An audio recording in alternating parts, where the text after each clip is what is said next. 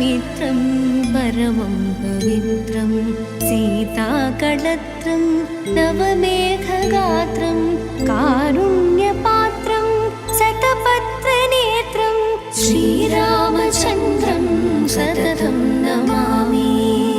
జనక్పూర్లో మనం ఖచ్చితంగా వీక్షించవలసిన మరొక ముఖ్యమైన ప్రదేశం ఉందండి. అదే జానకి రాముల వారి కళ్యాణం జరిగిన ప్రదేశం. మిథిలా నగరంలోనే కదా అంగరంగ వైభవంగా ఆ శ్రీరామచంద్రుల వారికి ఆ సీతమ్మ తల్లికి వివాహం జరిగింది. ఆ వివాహం జరిగినటువంటి ప్రదేశం ఆ కళ్యాణ మండపం దగ్గరికి ఇప్పుడు మనం వెళ్తున్నాం. ఇక్కడే వెళ్దాం రండి. లోపలికి వెళ్ళాలంటే టికెట్ తీసుకుని మనలో వెళ్ళాల్సి ఉంటుంది. ఇక ఆల్రెడీ నేను టికెట్ తీసుకున్నాను, 10 రూపీస్. రండి వెళ్దాం. Thank you.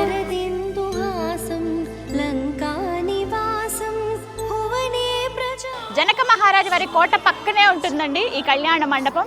ఇక్కడ మనకి కోట కనిపిస్తుంది కదా, అదే ప్రాంగణంలోనే ఆ గేట్ దగ్గర మనకి ఫస్టే కనిపిస్తుంది. బట్ మనం మహల్ అంతా చూసేసి వచ్చిన తర్వాత ఈ ప్రదేశం చూడొచ్చు. ఇక్కడే కళ్యాణం జరిగినటువంటి స్థలం అనమాట కళ్యాణ మండపం. ఈ దగ్గరలో కొంచెం మనం ఒక దగ్గర ఒక 100 అడుగులు వేయాల్సి ఉంటుంది ముందుకు. ఇలా వెళ్తే సుందరంగా కనిపిస్తుంది. ఇక్కడి నుంచి కూడా చూడొచ్చు ఎంత బ్యూటిఫుల్గా ఉందో చూడండి.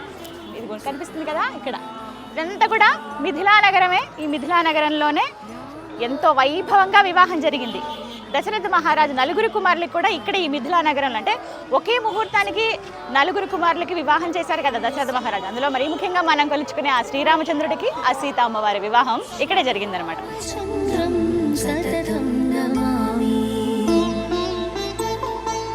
వేదాంత జ్ఞానం సకలైశ్చమానం.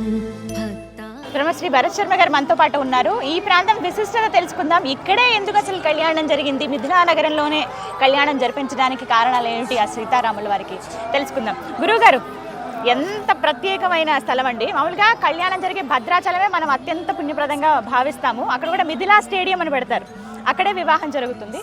అయితే అసలు నిజంగా కళ్యాణం జరిగిన ప్రదేశంలో మనం ఉన్నాము. ఇక్కడే కళ్యాణం జరిపించడానికి కారణాలు ఏంటండి, పురాణాలు ఏం చెప్తున్నాయి దీనికి సంబంధించి? అమ్మ, ముందుగా మనం త్రేతాయుగంలో ఈ యొక్క నిర్మాణం అంతా అయినప్పటికీ కూడా మిథిలా నగరం సంబంధించి మనం ద్వాపరయుగం వచ్చేసరికి రాముల వారికి సంబంధించినటువంటి యొక్క వ్యవహారంలో వివాహం జరిగేటప్పటికి ముందుగా ఎక్కడైనా సరే కన్యాదానం ఎవరు చేస్తున్నారో వారి దగ్గరికి వెళ్ళి కన్యాదానం స్వీకరించాలి. కాబట్టి దశరథ మహారాజు ఇక్కడికి వచ్చి జనక మహారాజుతో ధనుర్భంగనం చేసిన తర్వాత ఈ ధనుషాధామ్ అనేటువంటి ఒక ప్రదేశంలో ఈ యొక్క సుందరమైన నగరాలను చూసి ఇక్కడ ప్రజల్లో ఉన్నటువంటి ఆప్యాయత అనురాగాలను చూసి నా ఒక్క కొడుకే కాదు మిగతా 3 కూడా కలిపి 4 ఇక్కడే వివాహం చేస్తారని నిర్ణయించుకొని ముక్కోటి దేవతల సమక్షాన మనం కనబడేటువంటి ఈ యొక్క అద్భుతమైనటువంటి పురాతనమైనటువంటి ఈ కళ్యాణ మండపంలో సీతారాముల వారికి, అదేవిధంగా లక్ష్మణ భరత శత్రుఘ్నుల అందరికీ కూడా ఇదే ప్రదేశంలో వివాహం జరిగింది. కాబట్టి ఇక్కడికి ఎవరైనా సరే కళ్యాణం కాని వారు కానీ, దాంపత్య జీవితంలో కాస్త ఏదైనా ఇబ్బంది కలుగుతున్న వారు కానీ, ఎన్నో సంవత్సరాల నుంచి వివాహ ప్రయత్నాలు చేస్తున్న ఇబ్బంది కలిగేటువంటి వారు ఎప్పుడైనా సరే నేపాల్ యాత్ర వచ్చినప్పుడు ఈ యొక్క జనక్పురిలోని జనక దర్బార్ని, అదేవిధంగా అమ్మవారి యొక్క దర్శనాన్ని చేసుకొని ఇక్కడికి వచ్చి కళ్యాణ మండపం దర్శనం చేసుకుని ఖచ్చితంగా వారికి వివాహ ప్రయత్నాలు అనేవి సఫలమవుతాయని కూడా చెప్తూ ఉంటారమ్మా. అదనమాట విశేషం. సకల దేవతలు ఆ సమయంలో ఇక్కడ ఉన్నారు కదా, వారిని ఆశీర్వదించేందుకు ఆ వివాహం చూడడమే ఒక కన్నుల పండుగ అండి నిజంగా. అంతటి అదృష్టం. అలాంటిది మనం శ్రీరామ నవమి ఉత్సవాలు జరుగుతూ ఉన్నాయి ప్రస్తుతం. అంటే ఒక వారం రోజుల ముందు నుంచి హడావిడి ఉంటుంది కదా, ఆ సమయంలో మనం ఇక్కడ ఉండడం అనేది నిజంగా ఒక అదృష్టమే. మొన్న మీరు చూసినట్టుగా అయోధ్య వెళ్తే కూడా ఇదే ప్రదేశం నుండి, అంటే రాముల వారికి అత్తగారిల్లు కాబట్టి ఈ ప్రదేశం నుండి స్వామివారికి రాముల వారికి సారెతో పాటు ముత్యాలు, తలంబ్రాలు, పుస్తే ఇవన్నీ కూడా ఈ ప్రదేశం నుండి ఈ జనక్పురి నుండి అయోధ్యకి వెళ్ళడం కూడా మనం గమనించాము. అవును, ఎంత ఎక్కువ, చాలా విలువైన సారె పంపించారు అత్తగారు. రామాయణానికి జనక్పురికి చాలా దగ్గర సంబంధము.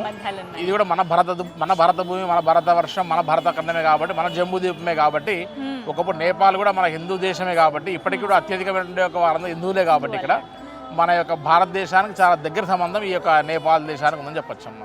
ఇంకా చాలా ది బెస్ట్ ఎక్స్పీరియన్స్ అండి ఇక్కడికి వచ్చిన తర్వాత. థ్యాంక్ యూ సో మచ్ అండి. జై శ్రీరామ్. జై సీతారాం. మందారమాలం వసనేరసాలం పూర్ణైర్విశాలం. ఇదే మండపంలో సీతారాముల వారికి, అలాగే లక్ష్మణ భరత శత్రుఘ్నులు అందరూ కూడా వివాహం జరిగింది ఇక్కడేనండి. ఇక్కడే చూడొచ్చు. రామాభిరామం నయనాభిరామం వదనాభిరామం సుగుణాభిరామం చిన్న చిన్న విగ్రహాల మధ్యలో ఉన్నాయి, సాలగ్రామాలు ఉన్నాయి. అలాగే చుట్టూ కూడా మనకి మిగతా విగ్రహాలన్నీ చూడొచ్చు. అలాగే మధ్యలో సీతారాముల వారు. ఇక్కడ అన్నీ కూడా మనం చూస్తూనే ఉంటాం కదా, పాలరాతితో ఉంటాయి విగ్రహాలన్నీ కూడా. నల్లటి శిలతో మనకి ఎక్కడా కనిపించవు, మొత్తం మార్బుల్ పాలరాతితోనే విగ్రహాలన్నీ ఉంటాయి. ఎంతటి పుణ్యస్థలం అండి. ఈ ప్రాంతంలో అడుగు పెట్టడమే నిజంగా అదృష్టంగా భావిస్తాను. అయోధ్య వెళ్ళినప్పుడు అనుకున్నాను నేను ఖచ్చితంగా, అంటే రామాయణానికి సంబంధించినవి ఇంకా అన్నీ చూస్తే బాగున్న అవకాశం నాకు సీతారామచంద్రుల వారు ఇస్తే బాగుంది అనుకున్నాను. ఏమో ఆయన దీవించారు. సీతమ్మ తల్లి పెరిగినటువంటి ఆ ప్రదేశం కావాలంటే ఆవిడ దొరికిన ప్రదేశం పెరిగినది, అలాగే స్వామివారి కళ్యాణం జరిగిన కళ్యాణ మండపం దగ్గర ఈ సమయంలో ఉన్నానంటే నాకు నిజంగా చాలా సంతోషంగా సంతృప్తిగా అనిపిస్తోంది మనసంతా కూడాను. ఇదే ప్రదేశంలో కళ్యాణం జరిగింది రామచంద్రుల వారికి, లక్ష్మణుల వారికి, భరతుల వారికి, శత్రుఘ్నుల వారికి. వీరు నలుగురికి కూడా ఇక్కడే కదా వివాహం చేశారు, మిథిలా నగరంలో.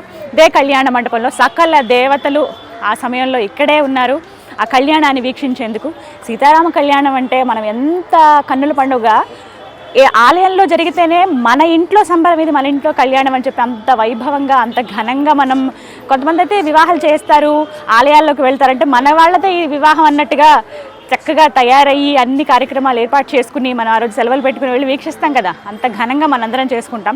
మనం తెలుగువారిగా మనందరికీ భద్రాచలంలో జరిగేటువంటి ఆ కళ్యాణం అంటే అందరికీ బాగా తెలుసు. మనం ఎప్పుడెప్పుడు చూద్దాం, ఆ సంవత్సరానికి ఒక్కసారి జరిగేటువంటి అద్భుత ఘట్టాన్ని వీక్షించేందుకు మనందరం కుతూహలంగా ఉంటాం. సంవత్సరానికి ఒక్కసారి జరిగేటువంటి అద్భుత ఘట్టాన్ని వీక్షించేందుకు ఎంతో కుతూహలంగా మనం ఆసక్తిగా ఎప్పుడెప్పుడు వస్తుందో అవకాశం అన్నట్టుగా వెళ్తాం. ముందు నుంచి టికెట్స్ అవి రిజర్వ్ చేసుకుని భద్రాచలం వెళ్ళి మిథిలా స్టేడియంలో జరిగేటువంటి ఆ కళ్యాణానికి. అసలు వివాహం జరిగినటువంటి ఈ మిథిలా నగరంలో ప్రస్తుతం మనం ఉన్నామండి. శ్రీరామనవమి ఉత్సవాలు జరుగుతున్న ఈ టైంలో ఇక్కడ ఉండడం అనేది నిజంగా నా అదృష్టంగా భావిస్తున్నాను.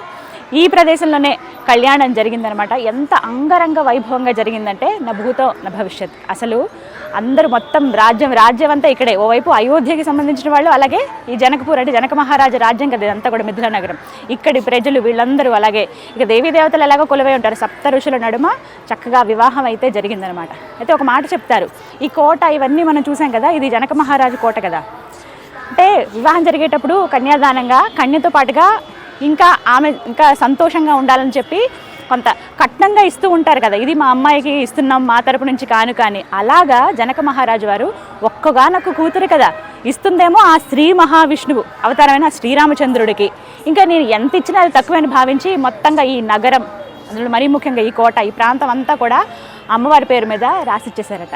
ఆ తర్వాత జనక మహారాజు వారు అలాగే సునైన అమ్మవారు, అంటే వారిద్దరు సీతమ్మవారి తల్లి తండ్రి ఒక దగ్గరలో, ఇక్కడ ఈ కోటకి ఇంకొంచెం మనం కొద్ది కిలోమీటర్ల దూరంగా వెళ్తే ఒక కుటీరంలాగా ఏర్పాటు చేసుకుని వాళ్ళ జీవితాన్ని అక్కడే గడిపారట. అంటే మా కూతురిని మేము ఆ శ్రీ మహావిష్ణువుకే ఇచ్చాము అనే సంతోషంతో, అంటే అల్లుడు ఎంత ఇదిగా చూసుకుంటాడు మా కూతురిని ముందే తెలిస్తే చాలా సంతోషిస్తారు కదా తల్లిదండ్రులు, అలాంటిది ఆ శ్రీ మహావిష్ణువుకే ఇచ్చాము మేము అన్న సంబరంతో మాకు ఇంకా చాలు ఇది జీవితానికి అని చెప్పి మొత్తం ఇవన్నీ రాసిచ్చేసి సీతమ్మ తల్లికి అంటే కట్నంగా రాముల వారికి ఇచ్చేసి వాళ్ళు ఒక కుటీరం ఏర్పాటు చేసుకుని అక్కడ ఉన్నారట.